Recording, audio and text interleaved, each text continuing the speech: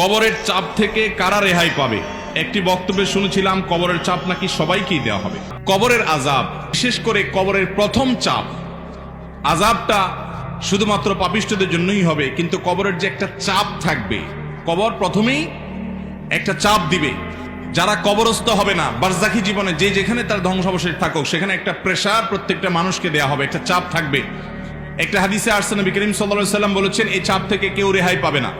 যদি কবরের চাপ থেকে কেউ রেহাই পায়, তাহলে সে সাদ ইবনে মুআজ রাদিয়াল্লাহু তাআলা একজন সাহাবীর কথা বলেছেন, তিনি পাবেন। এছাড়া আর কেউ কবরের চাপ থেকে রেহাই পাবে না। তবে এটা আলমুল গায়েবের বিষয়, কেমন হবে সেটা একমাত্র আল্লাহ ভালো জানেন। এটা ঠিক, যারা ঈমানদার তাদের চাপটা হবে সহনীয়, যারা বেঈমান তাদের চাপটা হবে অসহনীয়। এবং খুদ রাসূল আকরাম সাল্লাল্লাহু আলাইহি ওয়াসাল্লাম সাবধান করতেন, তিনি বলেছেন, কবর হলো আউয়ালু মানাজিলিল আখিরাহ, আখিরাতের প্রথম ধাপ। যে ব্যক্তি এই ধাপে পার পেয়ে যাবে, তারপরে সব ধাপগুলো সহজ হবে ইনশাআল্লাহ।